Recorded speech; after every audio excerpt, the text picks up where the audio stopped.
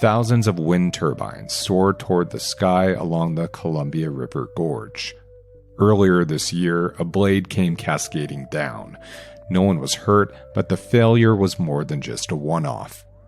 As America increasingly moves to wind, solar, and other renewable energy, who maintains that infrastructure and keeps it safe, and who holds the industry accountable, is a big unanswered question. I'm Andrew Thien, and this is Beat Check with the Oregonian. Up next, investigative reporter Ted Sickinger. We talked about when he first caught wind of this story. You see what I did there? Why Oregonians should care, what has gone wrong out at Biglow Canyon in the gorge, and much more. Here's our conversation. Ted Sickinger, thanks for coming back on the show. Oh, no problem, Andrew. Long time no see. I know. Literally, we haven't seen each other in a very long time. But I had to have you on after reading your deep dive into the wind farms on the gorge that I think a lot of people probably know about from driving past, and that's probably where their knowledge ends. So before we get into some of the findings of your investigation, how did this story get on your radar to begin with? Well, one of the landowners that's heavily featured in the story, Catherine McCullough, she originally actually emailed me back at the end of 2017. So, almost 5 years ago. Typically doesn't take me that long to respond. And she was, saying, we live under under the Biglow Canyon wind farm, and that if they were maintaining this better, it could be producing a lot more energy, and that they had been frustrated with PGE for 7+ years because the towers were down so often, for weeks at a time, waiting for a part or a crane. And she invited me to come out, and at that point, I didn't have the bandwidth to do it, but it was certainly interesting to me. And we've kept in touch over the years intermittently, and she's been keeping me up to date with her growing frustrations. And when the blade throw happened in February, I finally decided to use it as an opportunity to jump into this further. So that was what really kicked it off and said, okay, well, there's a lot of background here that she's been sending me, and this certainly seems like a remarkable event. So I told my editor, it's time to jump into this. And he agreed. And jump in, you did. I'm glad you did. What is a blade throw, I guess, for people who haven't read your piece? I think, they can obviously make a guess, but what's a blade throw and what happened out on Biglow Canyon? So a blade throw is when a blade becomes completely detached from the turbine where it is clamped to the rotor. The PGE, the euphemism they were using for this was a blade liberation. And there are incidents where, pieces of blades come off, they become delaminated, and, a large piece of a blade will come off. A fragment.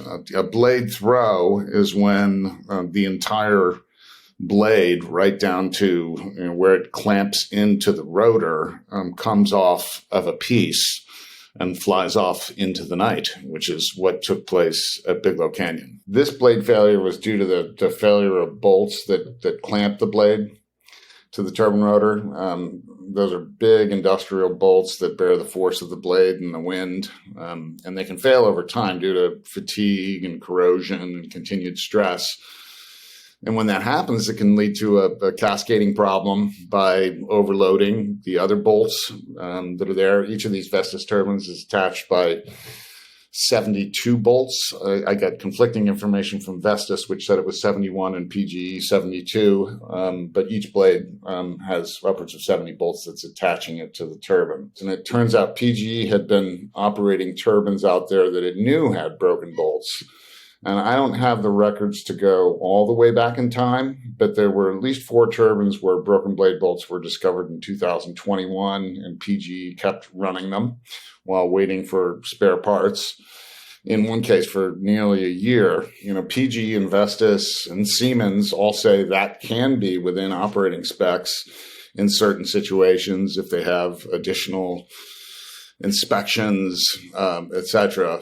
But both refuse to tell me what those operating specs actually are. And how many blade bolts can be loose or broken, and you can continue to operate it.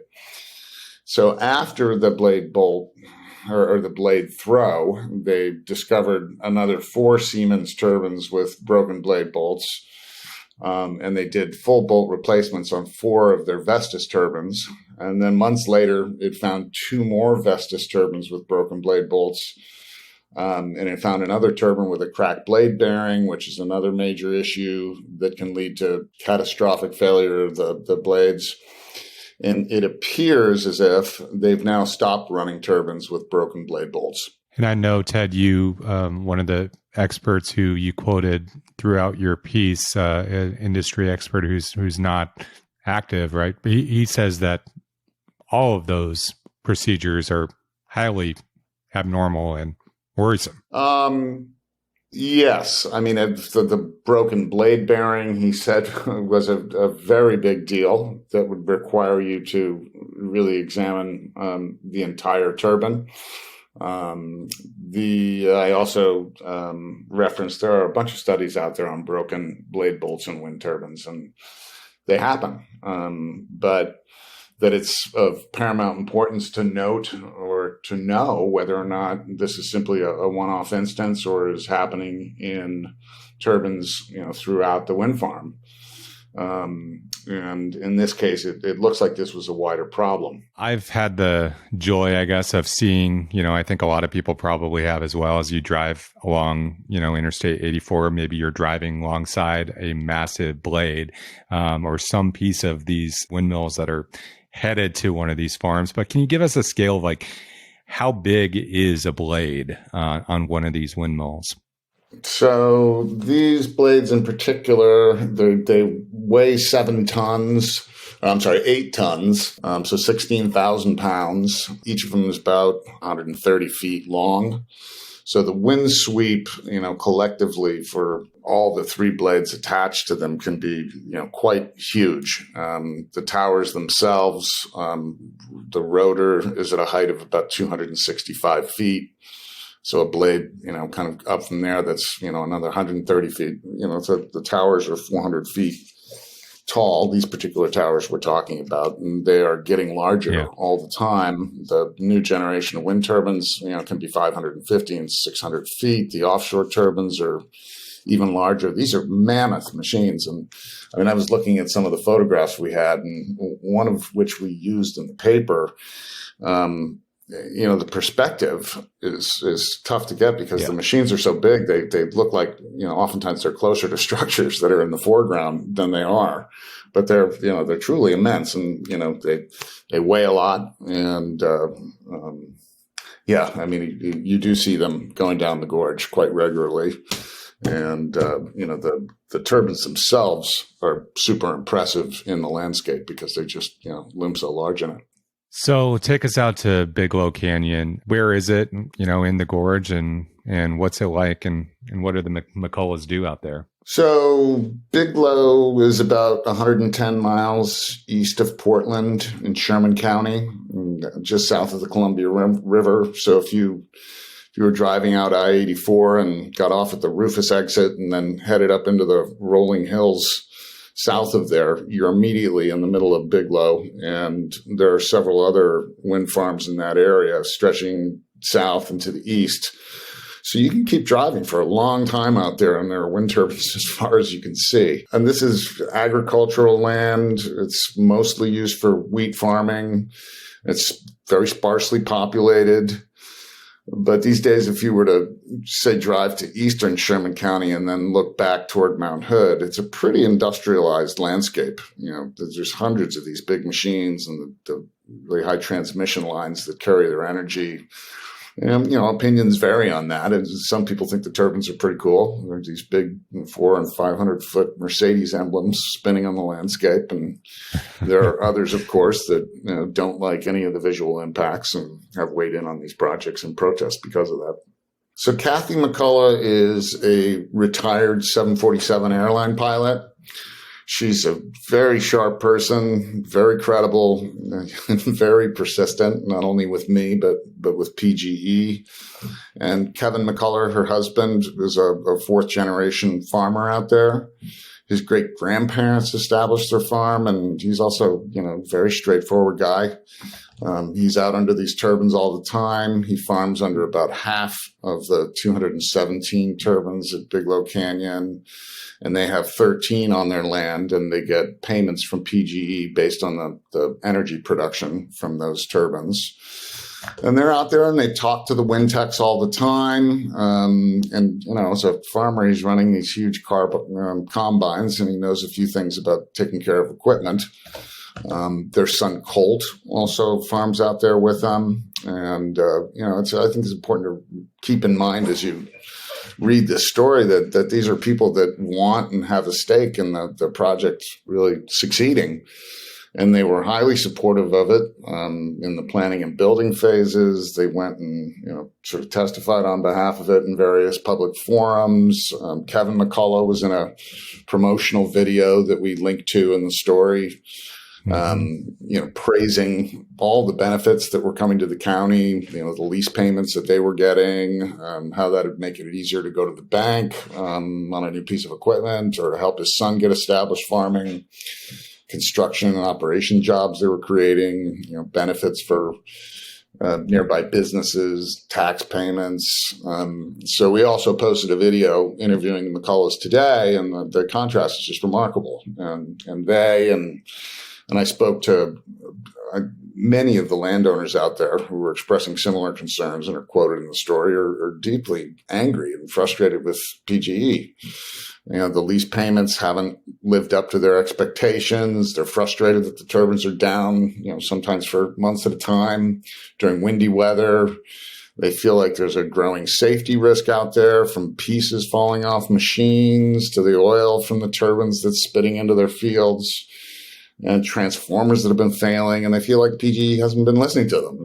I can't tell you how many times that Kathy McCullough says she feels like she's been treated like a dumb farmer. You just kind of alluded to a lot of your findings, which you lay out, at the top of your piece in very clear points. When you're digging into a story like this, Ted, is there a point where all the pieces started to fit together? Can you take us behind the veil for the readers who, obviously this woman reached out to you, like you said, 7 years ago now. That's 7. I'm not good at math. However many years ago now. And 5 years ago. Well, the pandemic counts for a couple of added ones. But, when did you start to realize that it was more than, there's more than meets the eye here? It's not just about one blade. There's just so much more going on out there that everyday Oregonians don't know about. Yeah, I think if this was just a single blade incident, then, this might not amount to a real story. It's interesting that this thing threw a blade 100 yards into a field and, showered bolts all over the field. But, as an isolated incident, it wouldn't have been worth spending the time on. I certainly, as I said, the McCulloughs are very credible. You need to back that up with the facts. And it took a lot of time to gather. I really, it was clear from a variety of compliance reports that I had from the state that the availability of these turbines had declined and were underperforming. And availability, meaning sort of the reliability to produce energy, was below other wind farms of comparable age, that the wind farm was underperforming other neighboring wind farms. Visually, you go out there and it's quite clear that something is happening with these turbines. There's dozens of the Vestas machines that are coated in oil and lubricants, pieces of the machinery that have fallen off, hatches that have fallen off, so open areas. There's one turbine that's lost its nose cone and rotor frame, and some of that PGE lowered to the ground, but some of it fell off. And I was able early on to get a list of incidents that had taken place. Wind farm operators are required to report any incidents of potentially affecting public health and safety to the Department of Energy within 72 hours.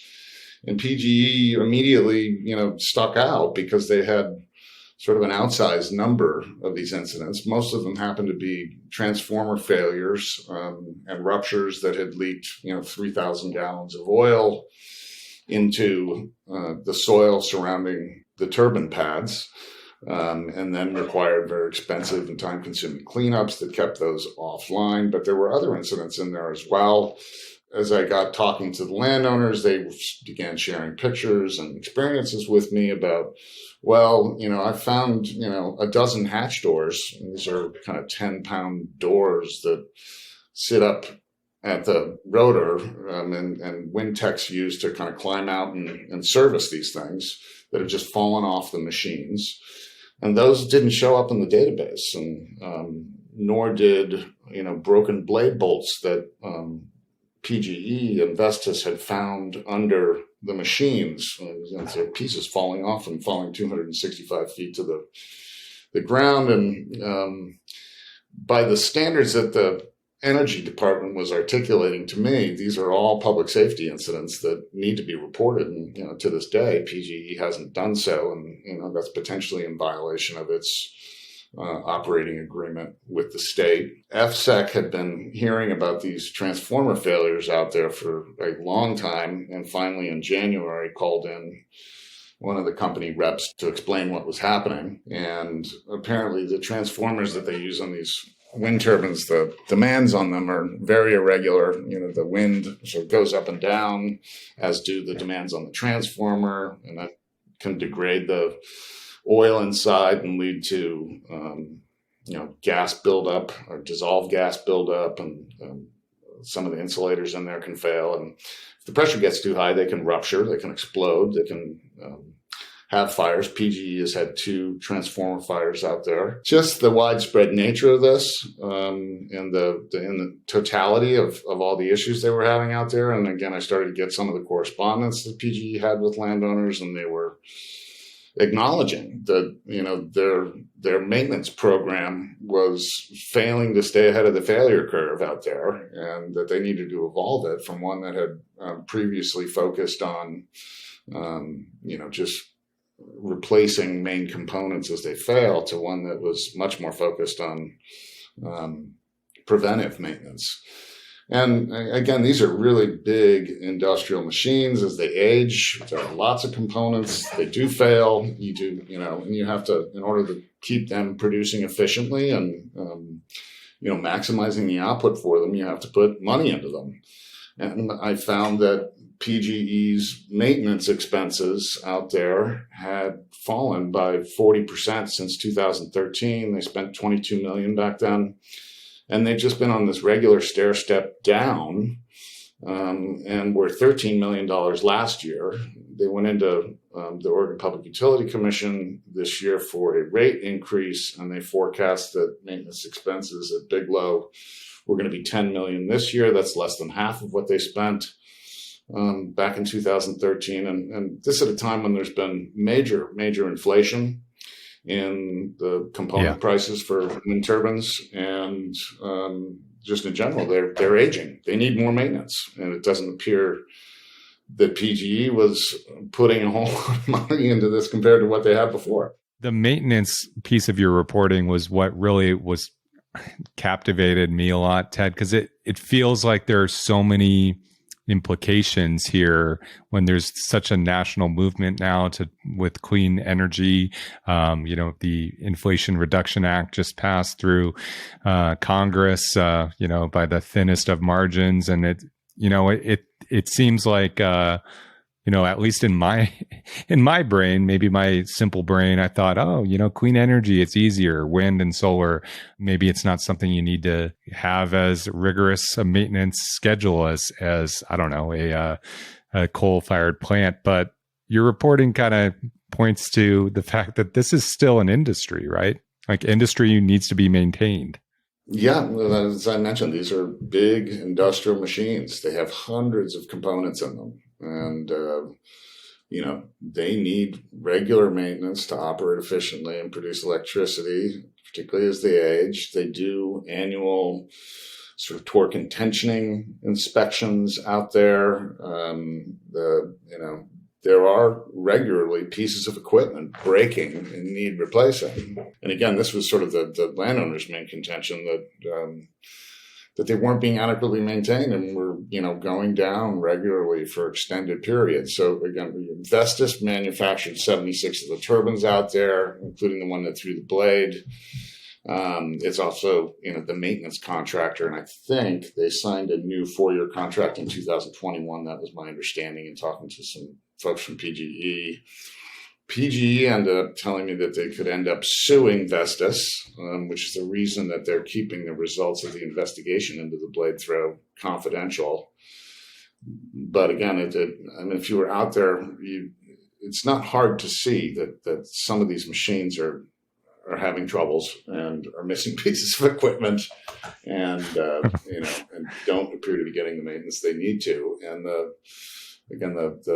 money they're spending, the maintenance reports that I was able to obtain and outline many of very specific issues. Again, they have just, gearboxes that are going down, transformers are breaking. They have sensors in these machines that signal, when the tower is vibrating, when the blades are vibrating. They had a piece of a meteorology station out there that's been down it's getting into close to 2 years now.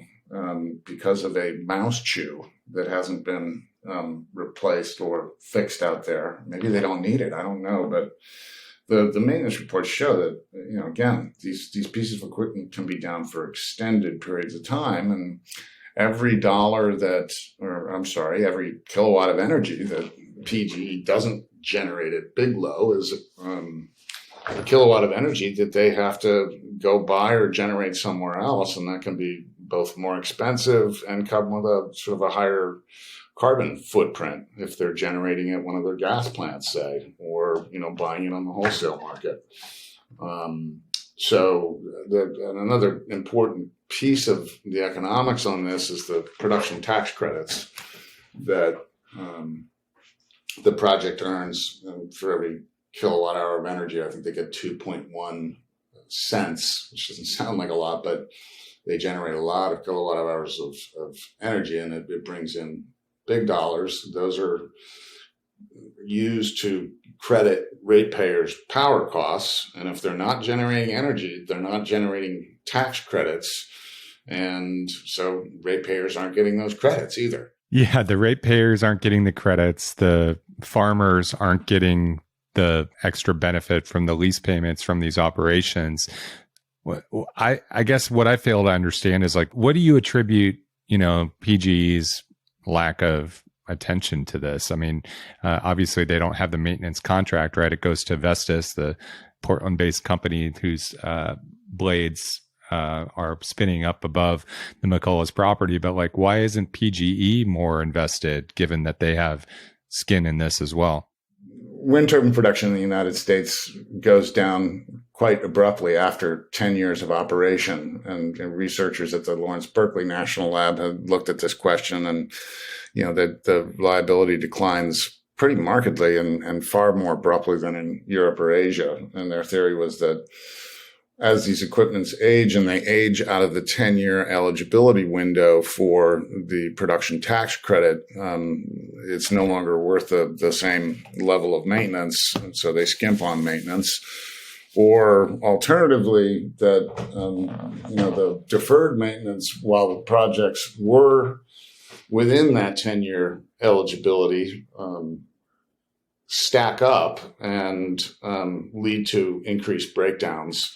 Again, PGE, they maintain that they're doing a fine job out there. They're kind of talking out of both sides of their mouth. They're, telling landowners, we need to mature our maintenance strategy here. But they also told me, no, this project is running well, and we're managing it for longevity. And, we have aging machines here, and but they're not spending what they used to on maintenance.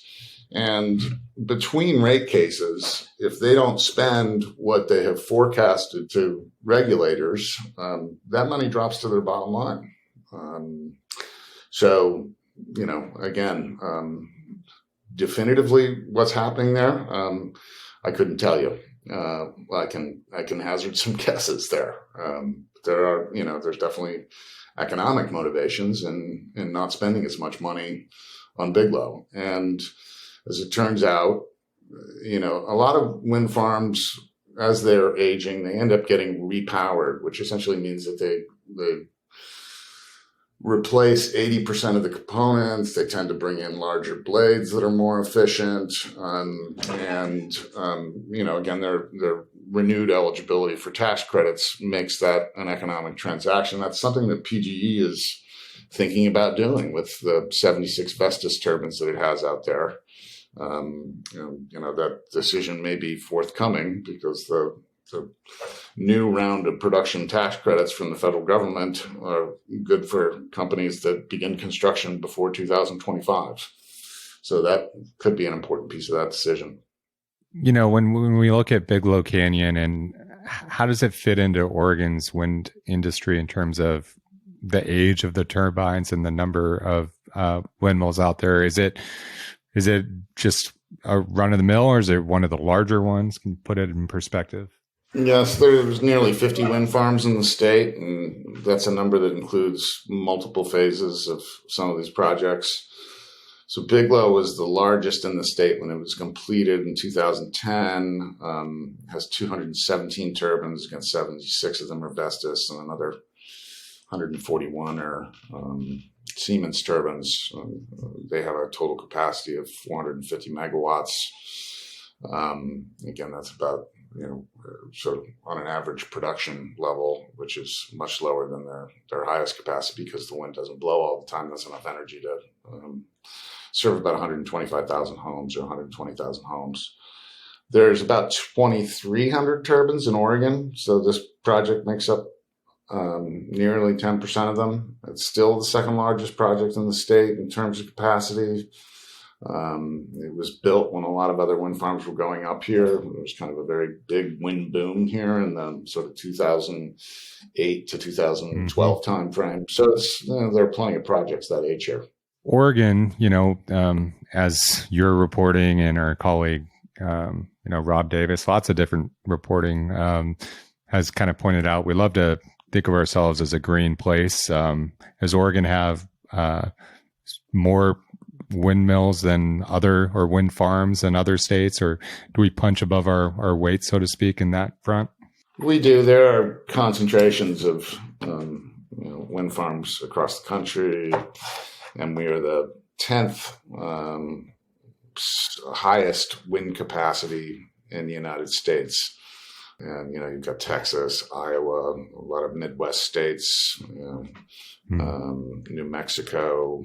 Washington doesn't get into that top 10, California. So, yeah, we're a big producer, and largely that's because historically we had the transmission system to bring this energy to market. The gorge is obviously a windy place, but there are, Wyoming and Montana are a lot windier.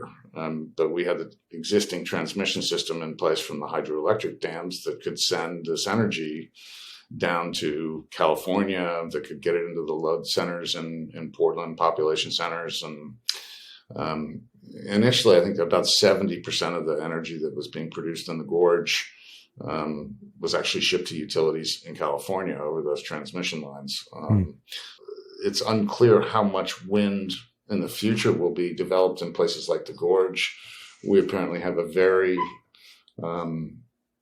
high potential for offshore wind, and that is being explored by federal agencies right now. And there is some concern that by the fishing community in particular, that is going to take valuable fishing areas off the plate.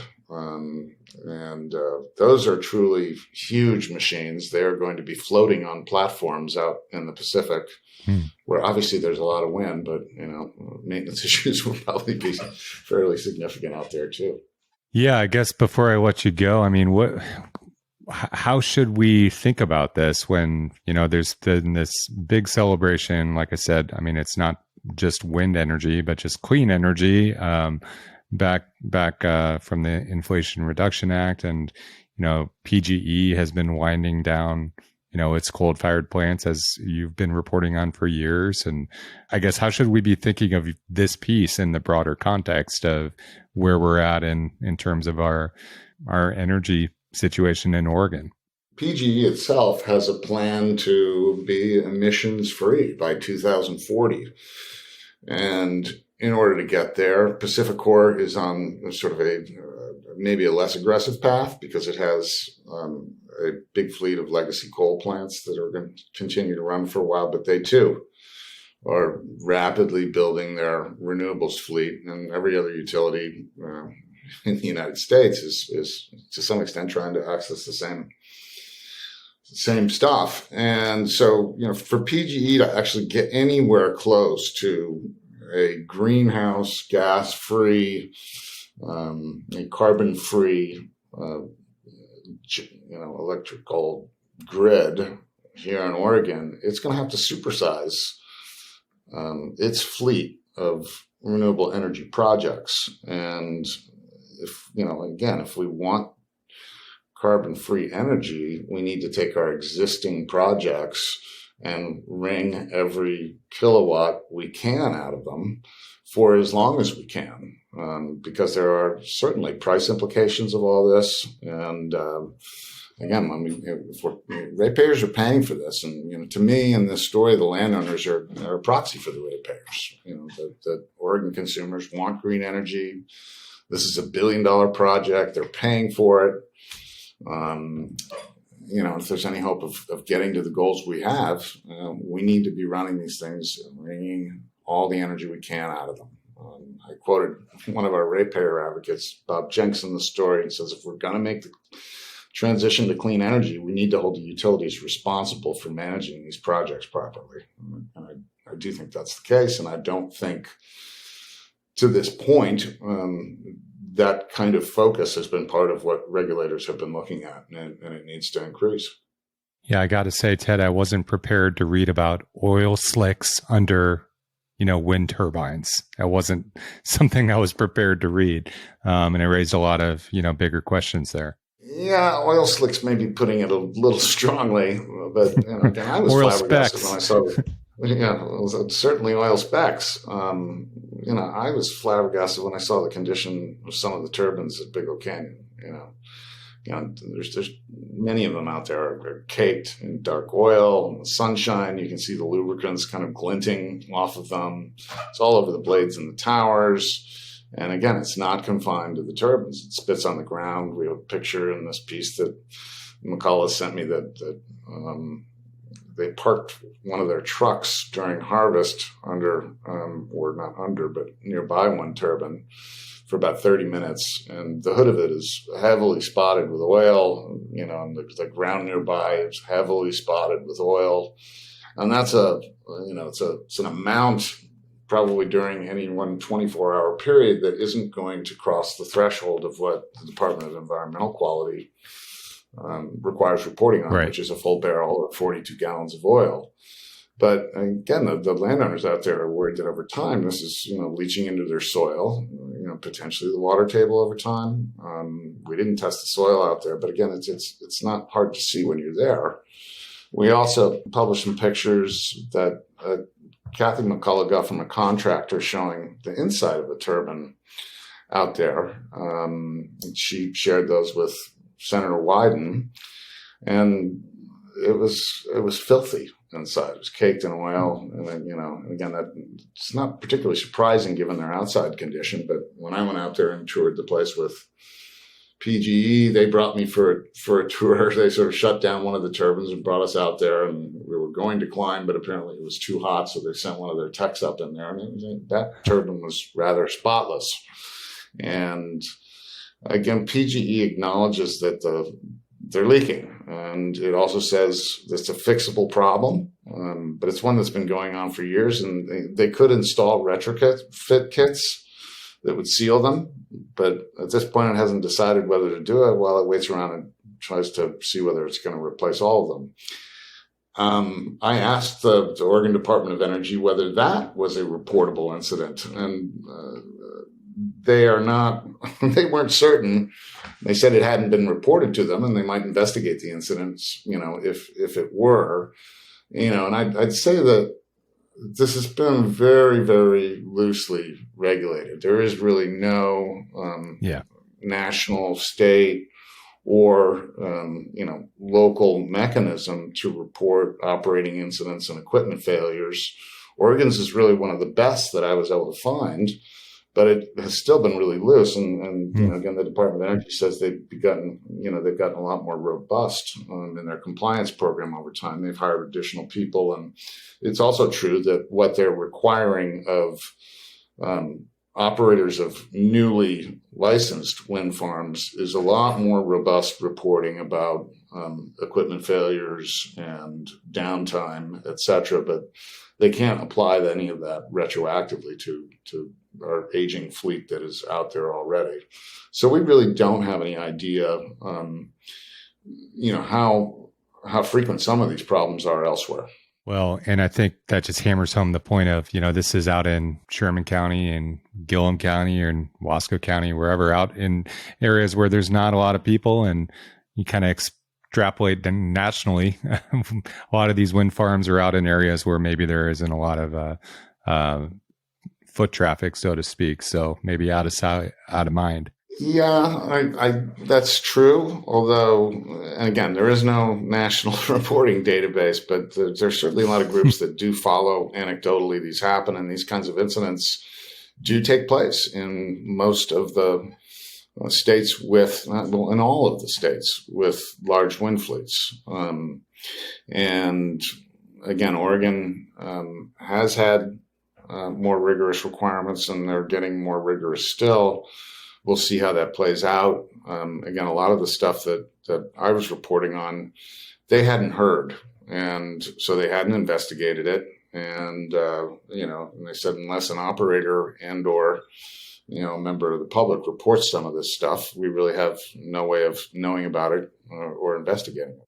Well, fascinating stuff, and you're forging new territory here, I guess, and informing the state about what's happening in our backyard. And thanks for all your reporting on it and for taking time to talk about it. Yeah, thank you, Andrew. Thanks for listening to Beat Check with the Oregonian. I shared a link to Ted's investigative piece in the episode notes. If you like this show, give us a 5-star rating and review in Apple Podcasts. It really helps people find the show, and tell a friend. Help spread the word. The best way to support our journalism and work like Ted Sickinger's is with a subscription to Oregon Live. You can do that at OregonLive.com/pod support. Until next time.